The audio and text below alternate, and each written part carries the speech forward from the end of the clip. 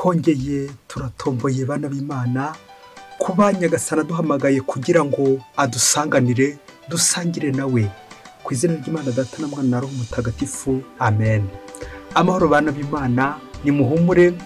Yezu Kristu araduhamagaye kugira ngo dusangire kuri wa gatanu w'icyumweru cya mbere cya Pasika tariki 14 Mata 2023. Isomo rya mu bitabo cy'ibyakozwe n'intumwa umutwe wa 4 umurongo wa 1 kugeza ku wa 12. Igihe Petero na Yohani bariho babwira rubanda, abahereza bitambo, umutegeka ngo n'abasaduseyi baraza barabegera. Bari barakajwe cyane no kubona bigisha rubanda kandi banamamaza izuka ry'abapfuye bahereye kuri Yezu. Nuko arabafatisha baraza mu buroko kuko bwari bugorobye.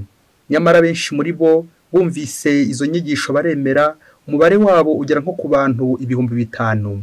Bukeye bw'uwo munsi abatware b'Abayahudi, abakuru b'umuryango n'abigisha amategeko bakoranira i Yerusalemu. Hari kandi na Ana umuhereza bitambo mukuru, na Kayifa na Yohani na Alexandri nabo mu muryango w'umuhereza bitambo mukuru bose. Nuko batumiza Petero na Yohani batangira kubabaza bati, biriya mwabikoze kubuhe bubasha cyangwa se kubw'irihe zina? Ubwo Petero yuzuye Roho Mutagatifu arabasubiza ati, batware namwe bakuru b'umuryango, uyu munsi turabazwa iby'ineza yagiriwe ikirema no gusobanura uburyo umuntu yakijijwe. Nimumenye neza rero mwebwe mwese n'umuryango wose wa Isiraheli ko izina rya Yezu Kristu w'i Nazareti mwebwe bwanyu mwabambye, Imana ikamuzura mu bapfuye, ari ryo uyu muntu akesha kuba ahagaze imbere yanyu ari mutaraga. Yezu uwo niyo ryawe ryagujugunywe namwe abubatsi, nyamara igahinduka insanganyarukuta. Bikaba rero nta wundi twakesha umukiro usibye we, kuko ku isi nta rindi zina abantu bahawe ngo abe ari ryo turonkeramo uburokorwe. Iryo ni ijambo ry'Imana. Zaburi ni 118. Ibuye abubatsi bari barajugunye ni ry'Imana yagize ibuye ry'indemyanzu. Nimusingize Uhoraho kuko ari umugwaneza kandi urukundo rwe bugahoraho iteka. Imiryango ya Isiraheli n'ibivugi bisubiremo iti, urukundo rwe ruhoraho iteka. N'abatinya Uhoraho nibabivuge babisubiremo bati, urukundo rwe ruhoraho iteka. Ibuye abubatsi bari barajugunye niryo ryahindutse ibuye ry'indemyanzu. Uhoraho niwe wagennye ko biba bityo, maze bibagatangaza mu maso yacu. Ngo uyu munsi Uhoraho yigeneye nutubera umunsi w'ibirori n'ibyishimo. Emera Uhoraho, emera utange umukiro. Emera Uhoraho, emera utange umutsindo. Nihasingizwe uje mu izina ry'Uhoraho, tubifurije umugisha mu ngoro y'Uhoraho. Nyagasani Yezu nabane namwe. Amagambo mu Ivanjili ntagatifu ko yanditswe na Yohani umutwe wa 21 umurongo wa 1 kugeza ku wa 14. Muri icyo gihe Yezu yongera kubonekera abigishwa bari bari ku nyanja ya Tiberiya. Dore uko yababonekeye: Simoni Petero na Tomasi ariwe Didimi, na Natanayeli w'i Kana ho mu Galileya, na bene Zebedeyi n'abandi babiri bo mu bigishwa be bari bateranye. Nuko Simoni Petero arababwira ati, ngiye kuroba. Baramusubiza bati, tukajyana. Nibwo bagiye mu bwato. Iryo joro ariko ntibagira icyo baronka. Bugicya Yezu araza ahagarara ku nkombe, nyamara abigishwa be ntibamenya ko ari we. Nuko arababwira ati, bahungu mwe, hari ifi mwaronse? Baramusubiza bati, habe na busa. Arabasubiza ati, nimuroho urushundura iburyo h'ubwato muraronka. Bararuroha bananirwa kuruzamura kubera amafi menshi arimo. Nibwo wa mwigishwa Yezu yakundaga abwiye Petero ati, ni Nyagasani. Simoni Petero yumvise ko ari Nyagasani, akenyera umwambaro we kuko atari yambaye, maze yiroha mu nyanja. Abandi bigishwa baza mu bwato, bakura urushundura rwari rwuzuye amafi agatsinda, ntibari kure y'ubutaka, nko mu ntambwe 200. Bageze ku butaka babona umuriro ucanye utazeho ifi n'umugati. Yezu arababwira ati, nimuzane kuri amafi mumaze kuroba. Simoni Petero yurira mu bwato, maze akura urushundura ku butaka rwarimo amafi manini 153. Nubwo yanganaga cyo bwose, urushundura ntirwacitse. Yezu arababwira ati, nimuze mufungure. Ndihagera n'umutinyuka kumubaza ati, urinde? Bari bamenye ko ari Nyagasani. Nuko Yezu araza afata umugati arawubaha, n'amafi nuko. Ubwo bwari bubaye bwa gatatu Yezu abonekera abigishwa be ahamariye kuzuka ava mu bapfuye. Iyo ni Ivanjili ntagatifu. Kristo wazutse, Kristo singizwa. Aleluya, aleluya. Bakristo bavandimwe, Yezu Kristo wazutse naganzi wacu, tumubone tumwereke abandi buri munsi. Ngo umunsi umwe hirya kure cyane muri Afurika ngo hari umubyeyi w'umukire cyane ukize cyane, ngo ariko akaba afite abana bitagenda neza mu ishuri. Nawe uzi ubwenge uze kumenya nyine iryo jambo gutagenda neza mu ishuri. Nuko umubyeyi akabazwa bikomeye cyane uburyo afite amafaranga ariko abana be akaba aribo bajya baba mbere mu ishuri uhereye inyuma. Uwo mubyeyi biramubaza cyane. Nuko uko nyine gushakisha igisubizo ngo aza kugenda agera hano ku mucuruzi, bishoboke ko ari kuri butike, handitse ngo hano ducuruza amafi meza, amafi atera kumenya ubwenge. Nuko wa mubyeyi koko amaze gusoma rya tangazo yinjira muri rya duka koko abona bacuruza amafi. Nibwo koko ajyanye amafi we akajya agaburira abana be. Ubanza ari mu gitondo, ku manywa ndetse na nijoro bagaburira amafi, kubera ko ari yumvise ko uriya mafi nyine agira ubwenge. Ubwo rero mucunze ko ngiye kubabwira ukuntu igihembwe cya mbere cyarangiye. Nuko rero igihembwe cya mbere kirangiye, abana n'ubundi baza ari aba mbere uturutse inyuma n'ubundi. Icya kabiri nacyo nuko nanone nuko n'icya gatatu. Wa mubyeyi akomeza gucika intege yibaza ko uburyo yagiye ku iduka agasanga ko iryo jambo ryanditseho ko amafi atera ubwenge. Nuko rero nyine akagaburira abana bashishikaye. None abana be koko nta bwenge baragira mu ishuri, reka bivuge gutyo. Nuko wa mubyeyi koko ararakara bikomeye cyane, arakarira wa munyeduka w'umucuruzi, afata icyemezo cy'uko agiye kumurega kuko nyine yaramubeshye. Abana be n'ubundi baracyaza ari aba mbere uhereye inyuma nk'uko byahoze, ya mafi ntacyo yabamariye. Umujyi akomeza kwibaza ikibazo, ese koko uri iyi fi agira ubwenge, imutera ubwenge cyangwa barambeshye? Wa mubyeyi koko bishoboke ko afashe ku bifaranga akubita ikirego mu rukiko, ashaka n'umwavoka kugira ngo azajye kumuburanira, ubundi koko atsinde uriya mucuruzi kuko aramubeshye. Ese mu Kristo mubandi mu kibazo kikagira kiti, uyu avoka amaze gushaka ngo ajye kuburanira uyu mubyeyi uburyo y'amafi koko atateye ubwenge abana be kandi ariko byari byanditse, uriya avoka wazamuburana ute kugira ngo atsinde uru rubanza? Bakristo bavandimwe, Yezu Kristu akuzwe. Muri aka kanya kizungu cyacu dutegura amasomo aryoshye cyane ko tugiye kuvuga ku ngingo iryoshye cyane. Mwatangiye kumva turi kuyinoganoga ingingo yitwa ifi. Ifi iraryoha mubyeyi, ifi itera ubwenge. Yafi nyine twumvise itera ubwenge, yafi iri mu mpaka hirya. Uri iyi fi ushobora kugira ubwenge? Ibaze nanjye nibaze. Ndifuza kuvuga ku ifi cyane cyane ishyira mu mwanya wa avoka ugiye kuburanira umubyeyi. Ndifuza kujyana n'umubyeyi mu rukiko mvuga ku kamaro cy'ifi mu ngingo ebyiri zatanga ibisubizo muri uru rukiko. Ingingo ya mbere iraganisha ku gisobanuro cy'ibinyabuzima, signification biologique d'un poisson. Ingingo ya kabiri, signification théologique d'un poisson, igisobanuro cy'ifi mu buryo bw'iyigamana, uburyo bw'iyobokamana.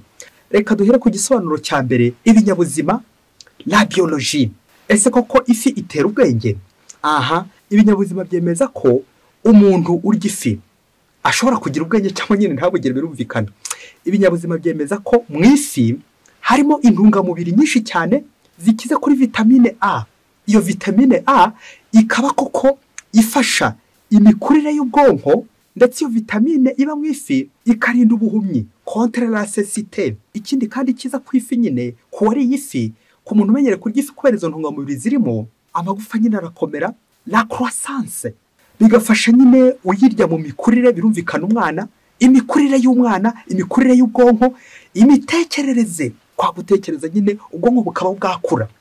Rero koko warya ifi birashoboka koko kubera izo ntungamubiri bishobora kugufasha koko gutekereza, gukura mu bwenge, bikagenda bikura. Ariko se nanone niba ugaburira umuntu amafi gusa, aho ngaho ntibizahinduka bya bindi ngo tout excès est mauvais. Wasanga se warajya umugaburira amafi gusa bikaza kurangira icyari intungamubiri koko gihindutse koko indengamubiri, bikaza kurangira koko uri kurengera nanone kugaburira abantu amafi gusa. Uyu mubyeyi rero ashobora kuba yararengereye ntabimenye, agakora gaspillage, bityo koko aho kugira ngo agaburire abana amafi abafasha ko kujya ku ishuri no gusubiramo amasomo meza, bikaza kurangira koko ari kubatungisha amafi gusa, ariko bagaburira ku mubiri gusa, croissance physique, gukura gusa ku mubiri, gushaka ko abana batera imbere mu mikurire, ariko akibagirwa icy'ingenzi ko ibitekerezo se ari kubikuza, ari kubafasha kwiga. Ese ari kubafasha kuri roho? Aha, igisobanuro cya kabiri. Nuko rero mu Kristo muvandimwe, umuntu wese wariye ifi birashoboka koko yagira imitekerereze myiza irambuye, akabasha ko gutekereza akageza kure, kubera ko n'ifi n'ubusanzwe abayiroba, abarobyi b'ifi bemeza ko ifi nanone igira amacenga, igira amayeri, no mu kuyiroba nanone bisaba nanone amayeri, bisaba nanone umunyamayeri kugira ngo arobe ifi, uko igenda yizunguza bisaba kuyiroba nanone kugira amayeri. Ushobora kugira amayeri yo kurya ifi, ariko niba utaza kuyiroba nanone ni zeru, kuko uzayirya gusa ntumenye imvune ifi itera ku wayirobye. Nguko abenshi turya amafi, tukarya amafi, ariko tukibagirwa ko nayibonye ku isahani gusa, ariko umurobyi yarohamye, umurobyi yagotse, umurobyi yavunitse ayiroba. Nguko nzapfa kumiragura ibyageze ku isahani, ariko niba koko ndashobora kujya kuroba ifi, ubwenge se bwaturuka he ko ubwenge ahubwo bushingiye mu kuntu yafi koko njya kwishakisha nanone nkayirya, ariko nzi uko itera imvune. Nguko rero ko umubyeyi biologikoma mu binyabuzima njye namubuza gutagaguza amafaranga ajya mu nkiko, kuko nyine yagaburiye abana amafi gusa, ariko ashoboke kuba atarabahuguye nyine mu by'ubwenge. None se iyo fi koko niyo izajya kumutera ubwenge? Kura nawe ifoto y'ubwenge bw'ifi uri gutera mu mwana. Ese koko ubwo buzaba ari ubwenge bw'uwo mwana cyangwa buzaba ari ubwenge bw'ifi? Ibaze nanjye nibaze. Igisobanuro cya kabiri, signification théologique. Igisobanuro cy'igamana rero kiratuganisha cyane cyane mu ivanjiri ya none twakiriye, uburyo ba Petero nabo bagiye kuroba. Ati ngiye kuroba, ati tukajyana, nuko rero barajyana.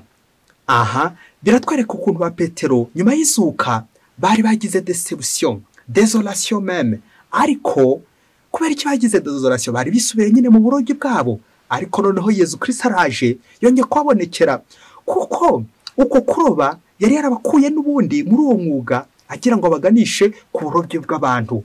Nimunkurikire nzabagira abarobyi b'abantu. None ba Petero koko bisubiriye mu burobyi bw'amafi, kandi koko kubitiro ntago baremera ko Yezu Kristu yazutse. None rero Yezu Kristu wazutse agiye kuza ababonekere ku nkombe. Nanone araza gusanga ba Petero bari mu bibazo bikomeye cyane kuko babuze amafi. Nibwo azababwira ati nimuruhu rushundura iburyo bw'ubwato muri buronke. Na niko byaje kugenda. Ni koko iyo wumva ijambo rya Yezu Kristu wazuze ko Yezu Kristu ni muzima, uraronka.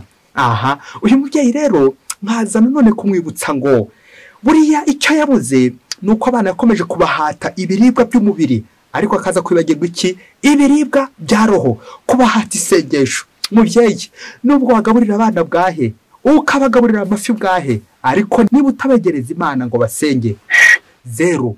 Nguko rero yafi tugomba kugaburira abana, ariko tukibuka n'uwayirobye, tukibuka n'uwatanze rya tegeko ngo irobwe. Nguko ngomba kugaburira abana, nkabagaburira ibiribwa by'umubiri, ariko nkabagaburira n'ibiribwa bya roho. Rero ngibutse umubyeyi ko bishoboke ko aba bana atanabasengera, bishoboke ko aba bana koko atabegereza Imana, akomeza kugenda bahata amafi, umufurizo w'amafi, ariko akabima isengesho.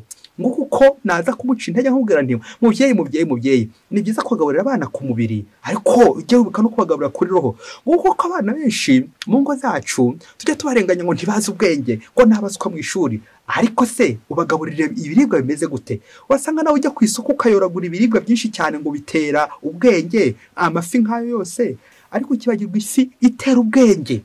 Isengesho, gusenga, c'est ça la signification théologique. Ifi no gusangira na Kristo, ifi no kwegera Yezu Kristu. Nguko udashobora guha gusa abantu ibiribwa by'umubiri ngo bime ibiribwa bya roho ngo uzabacungireho ubwenge. Aha icyo gihe ashobora kumenya ubwenge bwo mu ishuri, birashoboka koko, ariko ubwenge bwo hanze aha ntabwo yamenya. Akamvuga igira iti hanze aha habyina umuhanga. Waruzi uburyo ifi koko igira amayeri?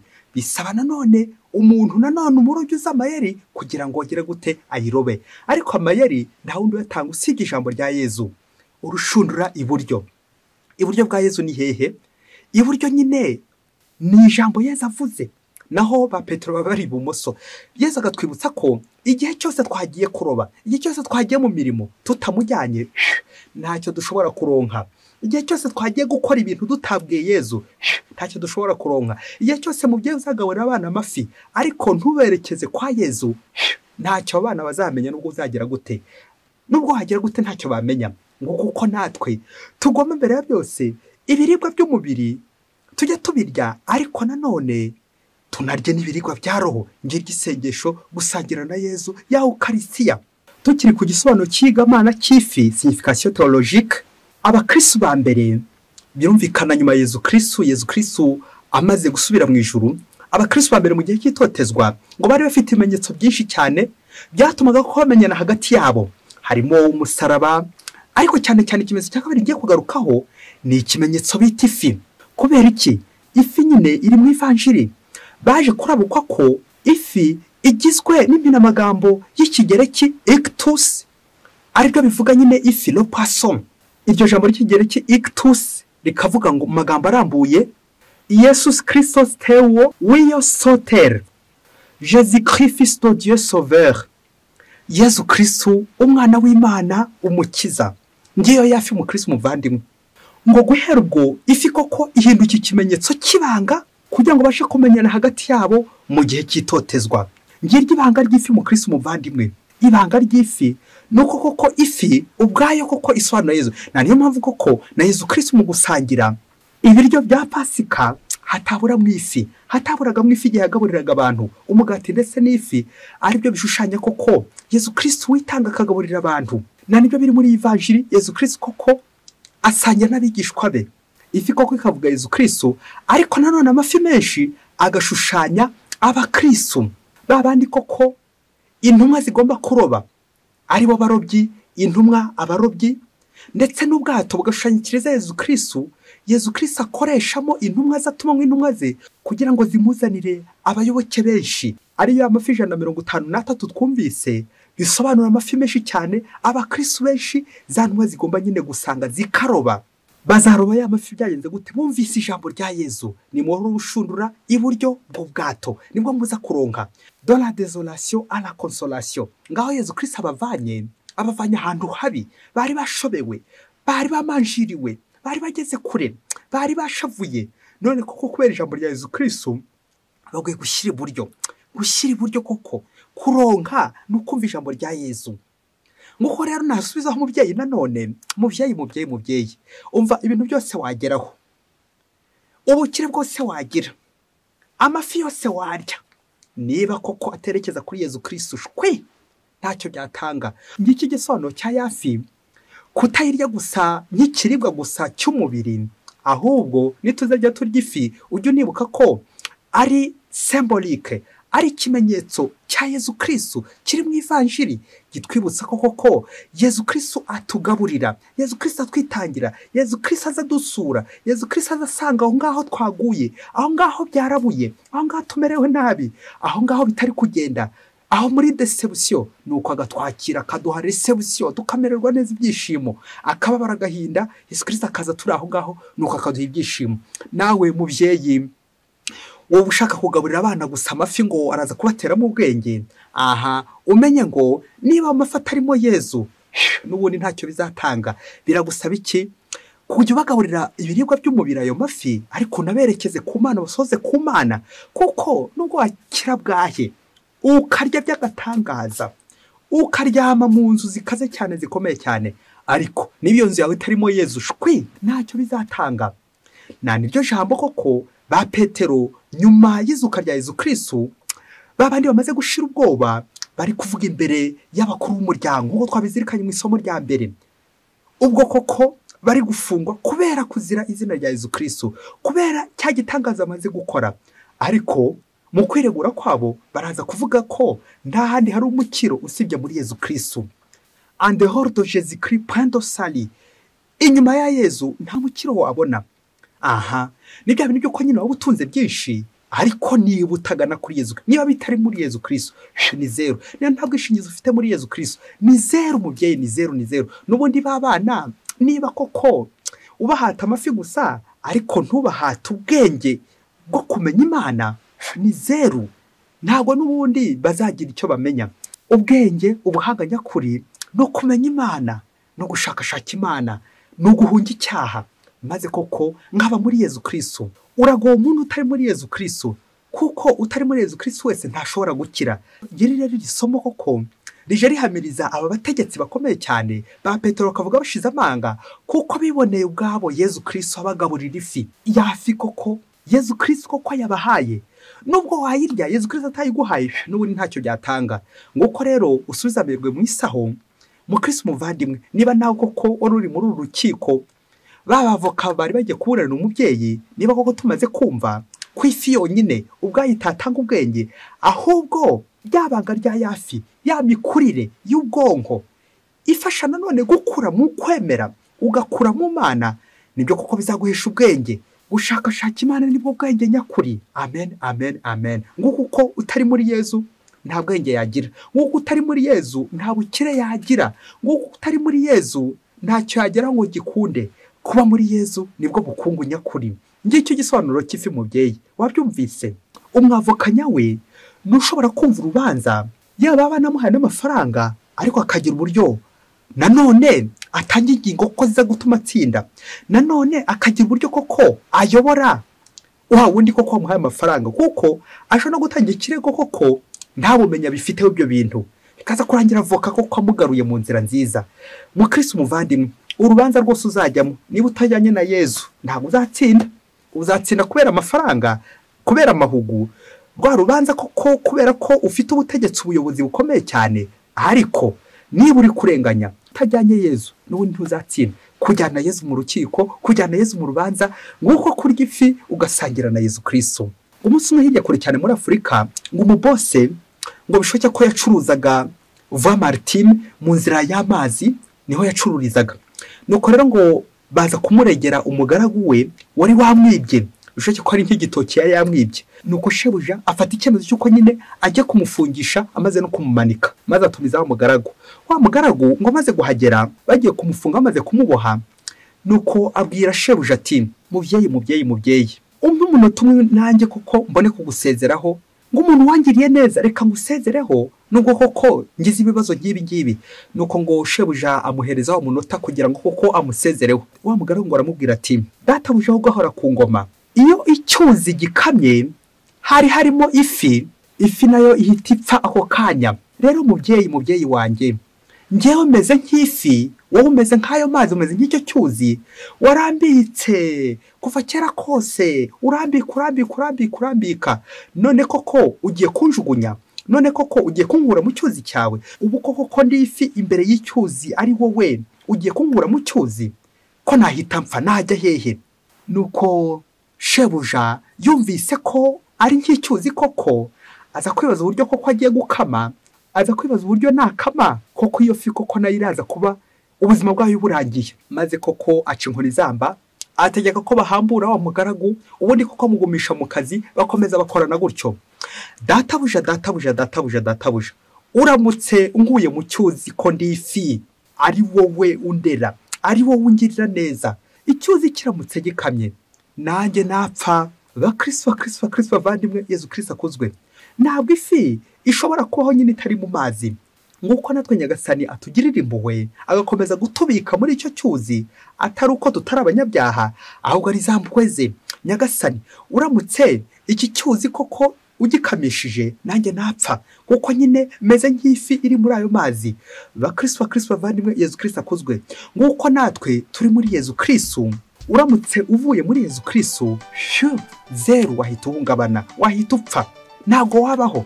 En dehors de Jésus Christ, point de salut.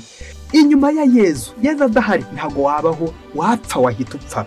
Nguko Yezu Kristu agenda turokora.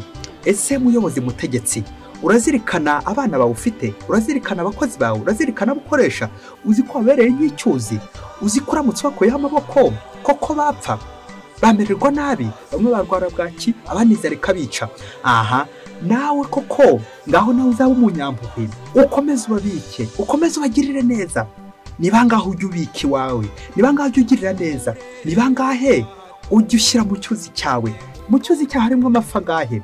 Ngahe rero amafi ni abo bose tubitse, ni abo bose tugirira neza, ni abo bose bari mu cyuzi wacu, ni abo bose bari mu nzu zacu, ni abo bose bari mu kiliziya. Nguko uko umurobyi tuba abarobyi twese, igihe cyose tugirira bagenzi bacu neza, igihe cyose tubika bagenzi bacu, igihe cyose bagenzi bacu tubimana, tukabagumisha iwacu, kimwe na Yezu Kristu natwe utugirira neza, uduha kuguma muri we, akaduha gusangira nawe, ariko tutari tubikwiye, ahubwo ari impuhwe yatugiriye, ari uko azi ko ariko atabaye amakosa yacu, ahubwo agatugirira impuhwe ati ngaho nibakumanure nibagufungure. Nikurya ba Petero twumvise bari mu buroko, ariko kubera izina rya Yezu Kristu nuko rero bakabafungura, bakabona gutangaza ko ande hors Yezu Kristu prendo sali, nta handi wabona umukiro usibye mu izina rya Yezu Kristu. Yezu Kristu wapfuye, Yezu Kristu wazutse, Yezu Kristu watsinze urupfu, Yezu Kristu wazutse, na niyo koko dukirizwamo twese ibyaha byacu.